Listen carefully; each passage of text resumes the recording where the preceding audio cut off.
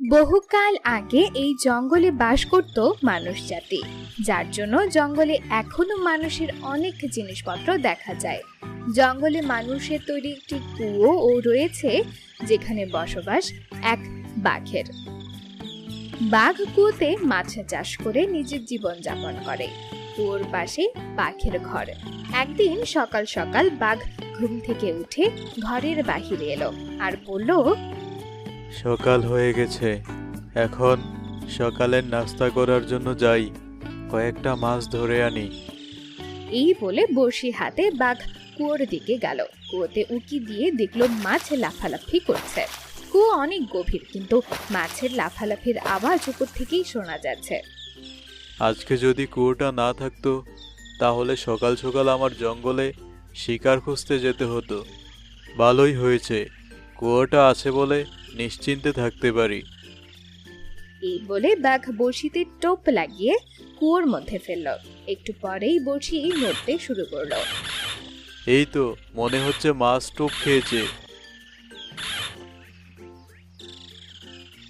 আজকে তো অনেক বড় মাছ উঠেছে, যাই, আজকে আর ধরবো না, একটাতেই পেট ভরে যাবে আজকে।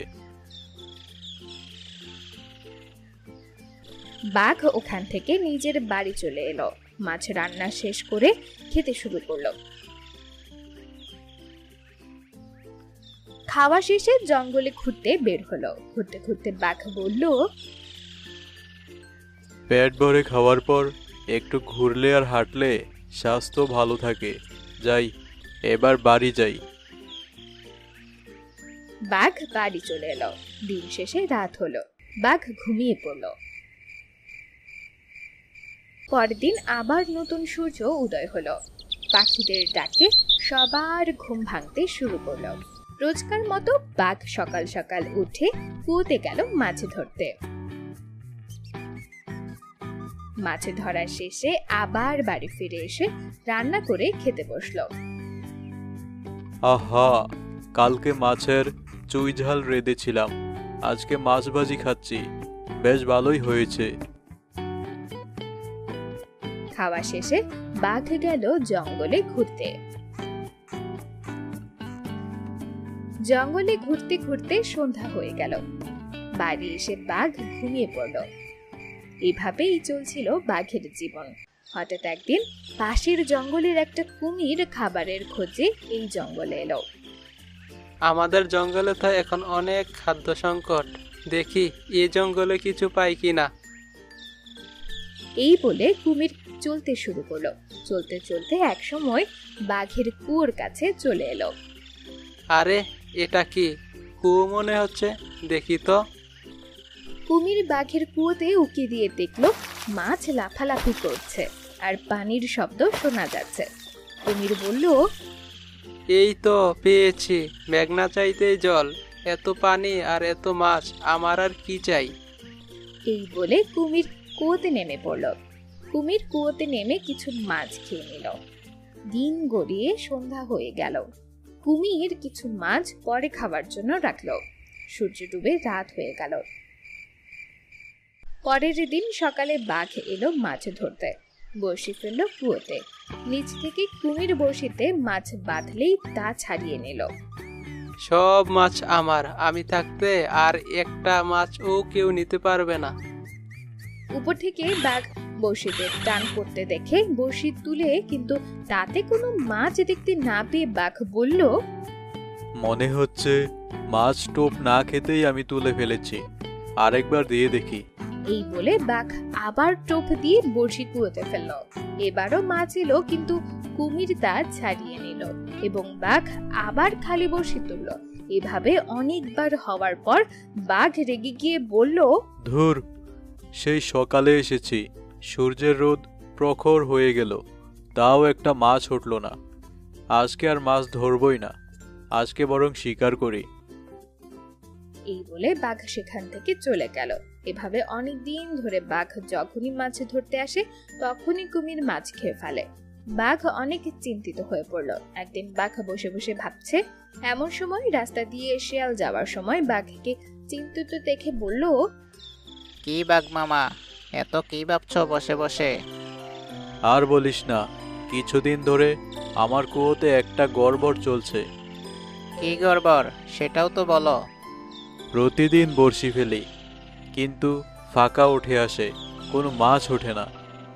ও এই ব্যাপার। শোনো, মনে হয় তোমার কুয়োর মাছ সব শেষ হয়ে গেছে। তুমি বরং আবার মাছের পোনা ছাড়ো। আরে হ্যাঁ হ্যাঁ, আমি তো ভেবেই দেখিনি যে মাছ শেষ হয়ে যেতে পারে। তাহলে তুমি নতুন মাছের ছানা ছাড়ো, আর আবার কোনো সমস্যা হলে বলো আমায়। আচ্ছা যা তুই, আমিও নদী থেকে মাছ নিয়ে আসি। এই বলে বাঘ মাছ আনতে গেল আর শিয়াল নিজের আস্তানার দিকে গেল। একটু পর বাঘ একটা হাঁড়িতে করে মাছের ছানা নিয়ে কুয়োর কাছে হাজির। এই তো মাছ, এবার এগুলো ছেড়ে দেই, আস্তে আস্তে বড় হবে আর আমি খাবো। কতদিন মাছ খাই না। বাঘ হাঁড়িটা উপর করে মাছের ছানাগুলো কুয়োতে ছেড়ে দিল। নতুন মাছের ছানা দেখে কুয়োর ভিতর থেকে কুমির বলল, বাহ, বাঘ দেখছি আমার জন্য নতুন মাছ এনেছে। এমনিতেই কুয়োর মাছ সব শেষ হয়ে গিয়েছিল, এবার আবার খেতে পারবো।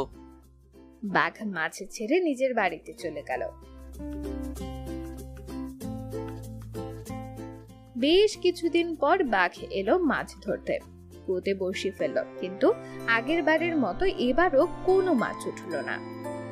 কি ব্যাপার, সেদিন তো কতগুলো মাছ ছেড়ে গেলাম, তবুও মাছ উঠলো না কেন?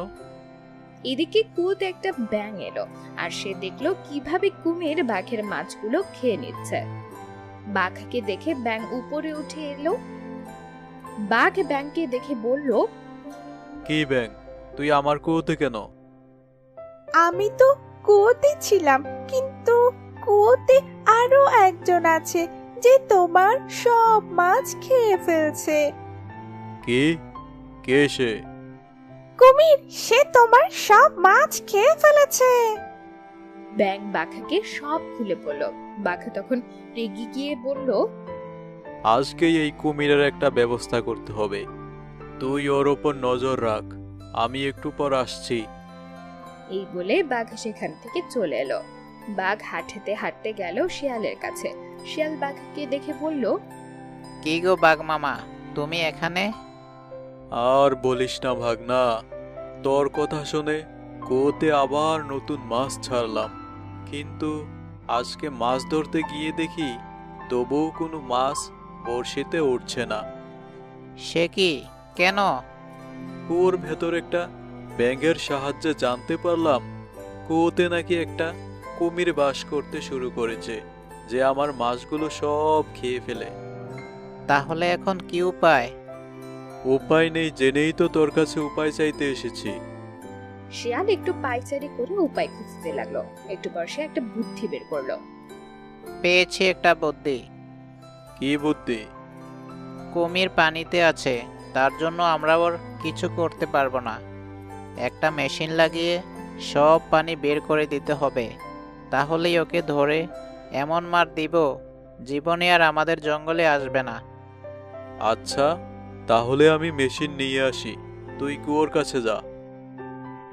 এই বলে বাঘ পানির মেশিন আনতে গেল। একটু পর মেশিন হাতে কুয়োর কাছে ফিরল। শিয়াল ও বাঘ একসাথে কাজ করে মেশিনটাকে সেট করলো। কুয়ো থেকে ধীরে ধীরে পানি শুকিয়ে যেতে লাগলো। কুয়োর ভেতর কুমির বলল, এ কি, পানি কমে যাচ্ছে কেন? এভাবে ধীরে ধীরে পানি একদম শুকিয়ে গেল। কুমিরকে দেখে বাঘ বলল, আজকে তোর শেষ দিন, তুই আমার কুয়োর মাছ খেয়ে নিস? তোর এত বড় সাহস!